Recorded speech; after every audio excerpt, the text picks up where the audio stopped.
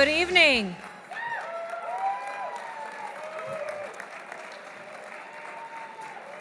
Oh, thank you. It is so wonderful to be with all of you tonight. What an honor to be in a room filled with people that love freedom, that understand the value of our history, that understand the importance of family values, traditions, and making sure that you continue to stand and hold the line even though you're getting criticism and persecution.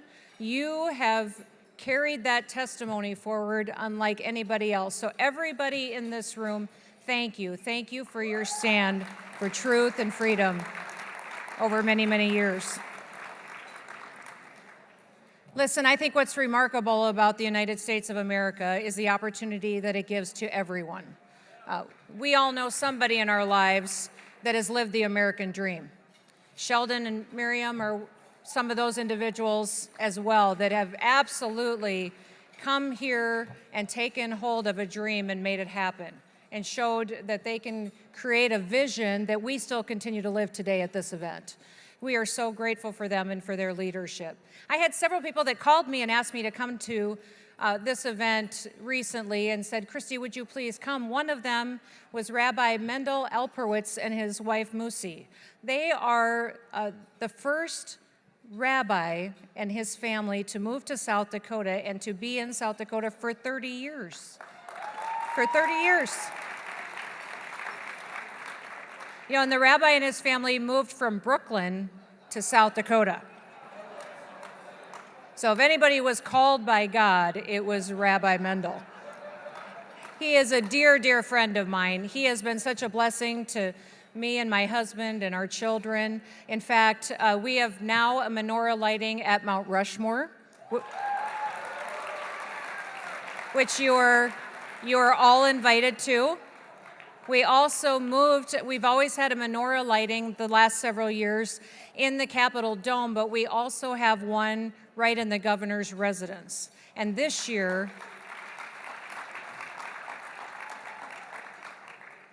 we will be inviting every state employee to come and be a part of it as well.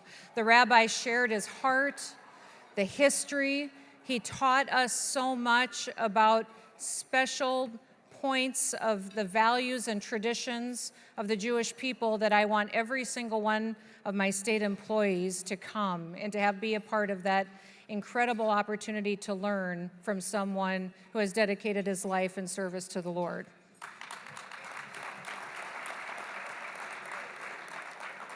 So listen, I think you all have probably heard my name before, but if you were going to be honest, you probably didn't hear about me until the liberals started kicking me in the head.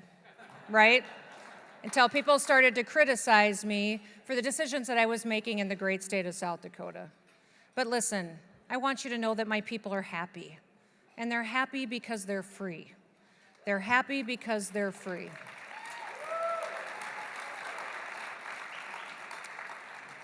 We have always enjoyed a low tax burden. We've enjoyed a low regulatory environment in the state of South Dakota.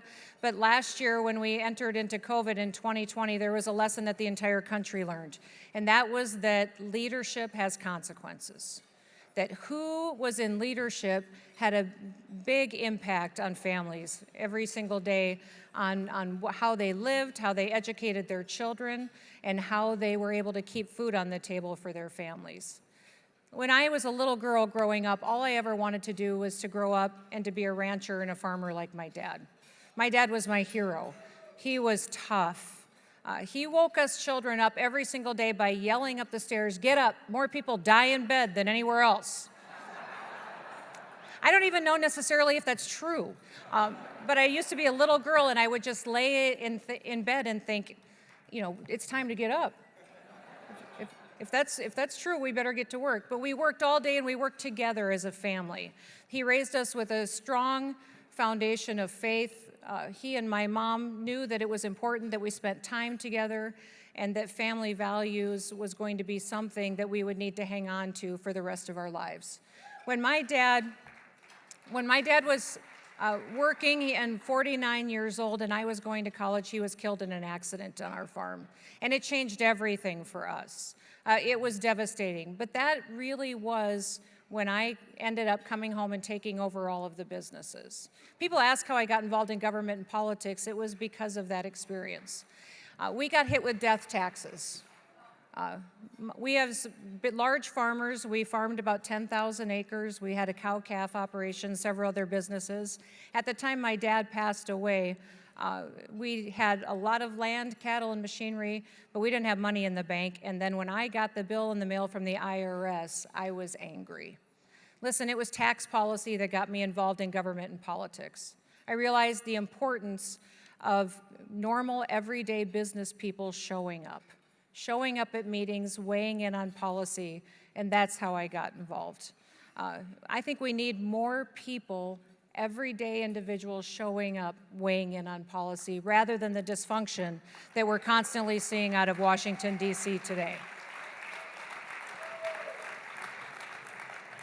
I always think about Teddy Roosevelt. He's a president that I've always long admired. Even though I was raised in a family whose economic policies was built on Reaganism and embracing those ideals, Teddy Roosevelt was one that inspired me for his rugged, outdoor, tough way of life.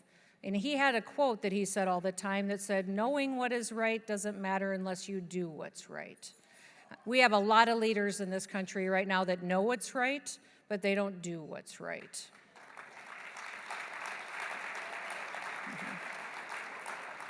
We're watching an indoctrination of our children in our schools.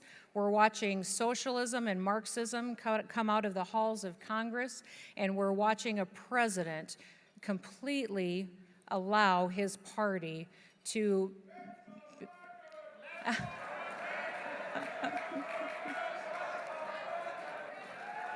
yeah, that's the guy. We're watching a president that has completely distanced himself from the nation of Israel and our long-standing ally, because he has not defended them when his vice president has not stood up for Israel, when AOC and the squad have completely destroyed the friendship and the alliance that we've always had for national security reasons. It is what we are watching is they're not just trying to discredit Israel. They're not just trying to defund Israel. They're not just trying to alienate Israel. They're trying to delegitimize Israel. And they're challenging Israel's right to exist. And we won't stand for it. We will not stand for it.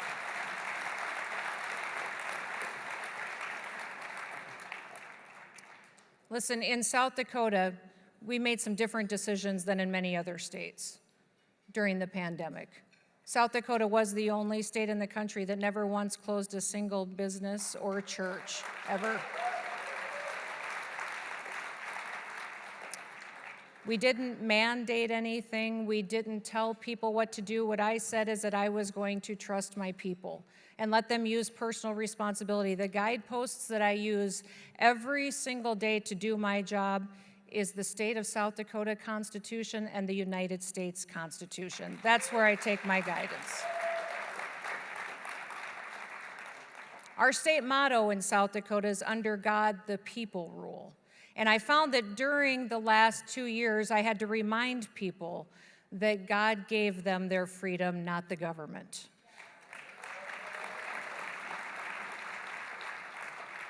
In fact, I learned that during the pandemic, I couldn't just make decisions. I needed to educate people on why I was making the decisions that I made. So one of my press conferences to give a daily update ended up being an entire press conference just about the importance of freedom.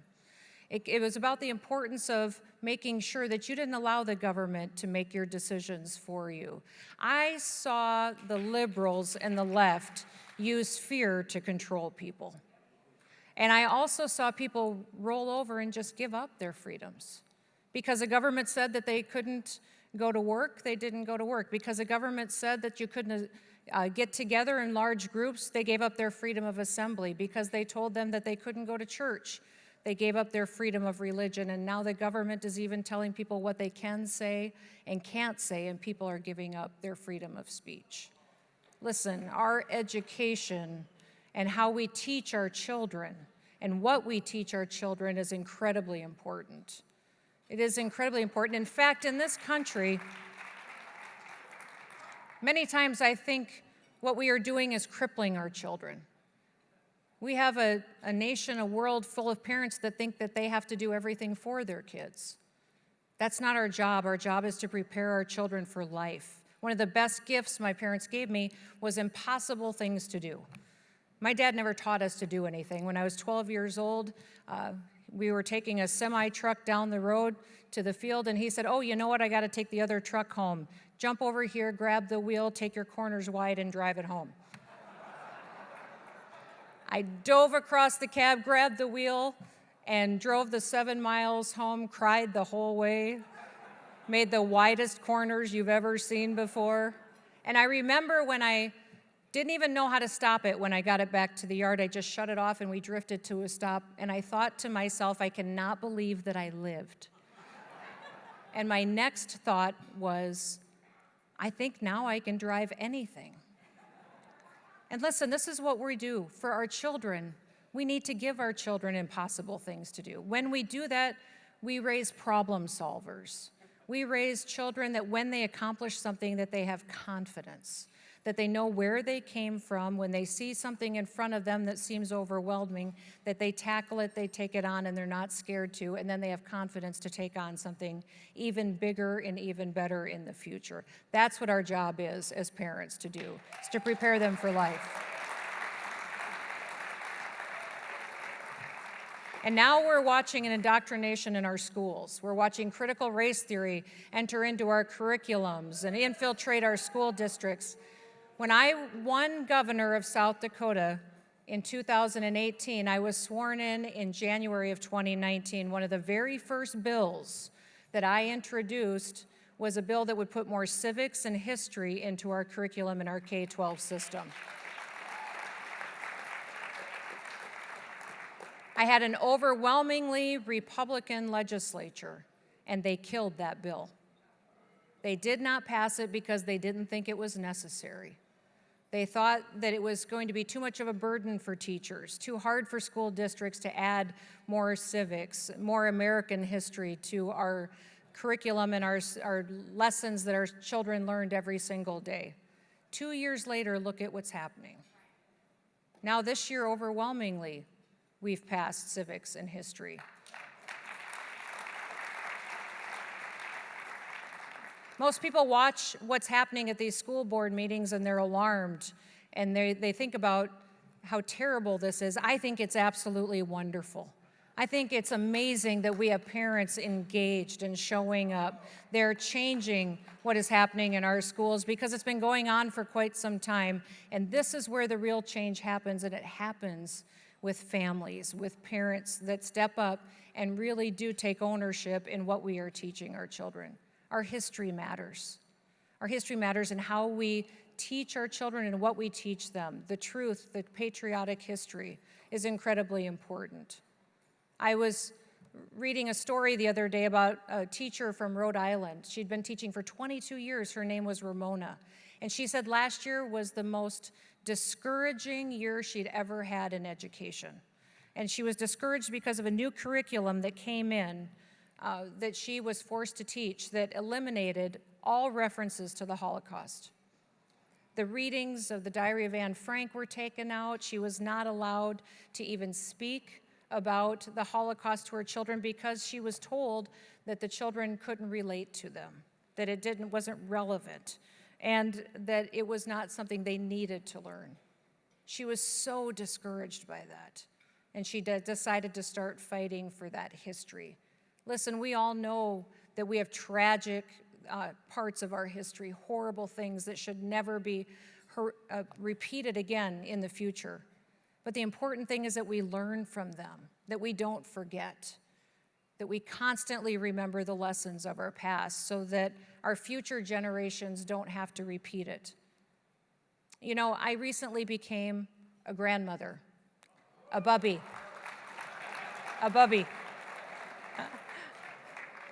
In fact, that's what she's going to call me, because that's what my children tell her to already at 4 months old. But Miss Adeline West Peters was born, and she really did change my life. I've got 3 children, and I always used to get a little tired of all these people who talked about being a grandparent was so wonderful. It really is amazing and wonderful. I had a high school student ask me about a week or so ago, they said, being a grandmother now, when you look at being governor, does that make you want to be governor more or want you to stay home and hold her and spend time with her more? And that is the conflict all the time, isn't it? If you're going to be involved in something, if you're going to show up and impact policy, impact the future of a country, you have to sacrifice something. But I do not want to give Miss Addie an America that wasn't the same great America that I had the chance to grow up in.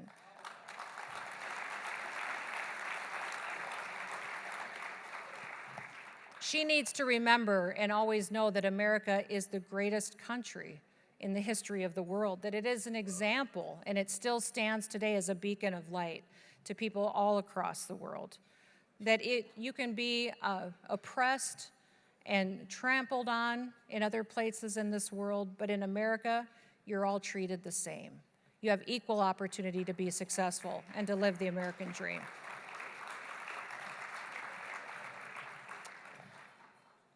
I'm not going to talk too much longer, but I do want to talk a little bit about our history and a former leader that I think we all need to remember. Because a lot of times we wake up, we turn on the news, and we get depressed by what we see. And we think there's never been a more divisive time in history, there's never been a more challenging time. Do you all remember the young man whose name was Nathan Hale? Nathan Hale. Back in 1773, young Nathan Hale lived. He graduated from Yale with honors. And was an outstanding young man. He had 5 older brothers who all signed up to fight in the Continental Army during the Revolutionary War. And it wasn't very long after, several months later, that Nathan himself signed up to serve and to fight for freedom. During this war, during the Revolutionary War ongoing, General George Washington was leading the troops, and they were losing ground. They were losing the war. They had learned that the British were going to be invading Manhattan, and General Washington knew that he had to do something, gather some form of intelligence behind enemy lines that he could use in order to win that attack that was going to be happening in Manhattan, turn the tide of the war, and fight for what would be the future America. He got all of his troops together and had them stand in front of him, and he asked for a volunteer. He needed one person that would be willing to go behind enemy lines and be a spy and gather the information that they needed. Only one person stepped forward to volunteer to do that, and it was Nathan Hale. He disguised himself as a Dutch school teacher, went behind enemy lines, quickly started to gather information that was incredibly helpful to the Continental Army and to General Washington, but then his identity was exposed. They think it was a British officer that did it, but there's also some historians that believe it could have been his cousin, who was still a British loyalist. Regardless, he was brought before the enemy, he was accused, charged, and was sentenced to hang, that he was going to die. As he stood before his enemies and they told him what would happen and the consequences of his unwillingness to be loyal to Britain, he stood there, and what they still today write about Nathan Hale was how he stood with integrity, never once compromised General Washington or his troops, that he was strong, and that he never once wavered in his faith that he was doing the right thing. His last thing that he said, and what he'll always be remembered for, is, "I only regret that I have but one life to lose for my country."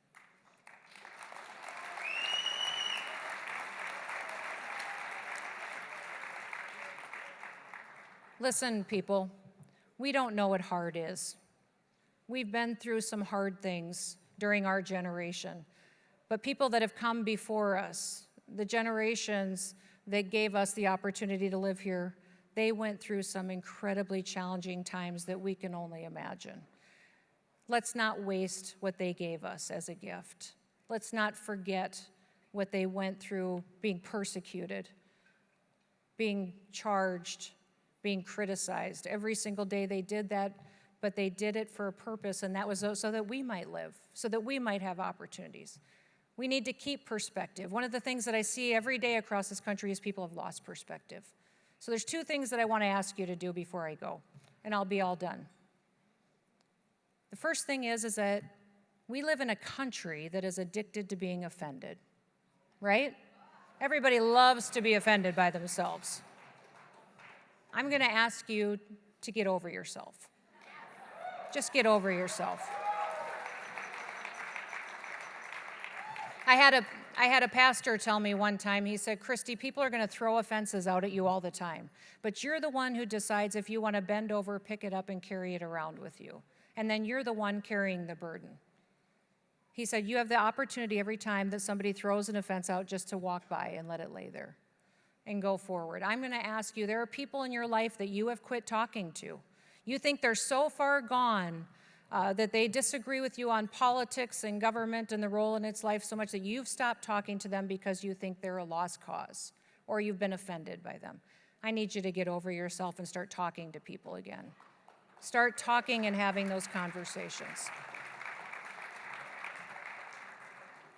We will draw people to us because what we have works. In South Dakota, yes, we made very different decisions during the pandemic, but let me tell you where we're at today. Today, we are the state that has the least amount of hours lost by any worker in the country, least amount of wages lost by anybody with a job in the entire country. We have the least amount of businesses that closed during the last 2 years. Our unemployment rate is at 2.8%, and in fact, I have less than 700 people in the entire state of South Dakota that are on unemployment today.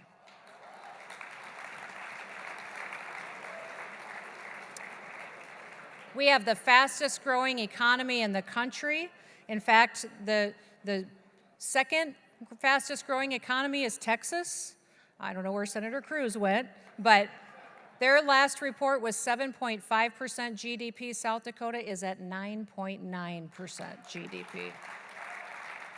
We are moving thousands and thousands and thousands of people to South Dakota. Hundreds and hundreds of businesses are moving to our state. And I'll tell you why they're moving there. They're moving there because they want to be like us. They want to live somewhere where the government respects them and lets them use personal responsibility. Here's what's at stake in the 2022 election. This is what's at stake. In South Dakota, all we did was exactly what we as Republicans have said we always believe. We just did it. And we proved that it works. We proved that it works. Not only is our economy thriving and growing, we have historic revenues coming in. We built a railroad last year. We built and repaired dams in our state. We had excess revenue we put into trust funds and reserve funds and paid off debt because of all the historic revenue we have coming into our state from the growth. We proved that Republican conservative principles actually do work, and the Democrats and liberals hate that.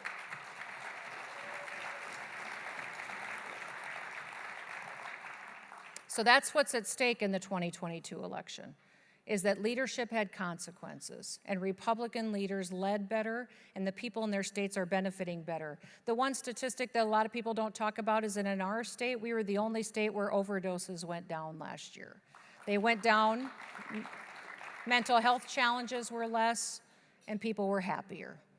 The last thing I want to ask you to do before I leave is be happy, okay?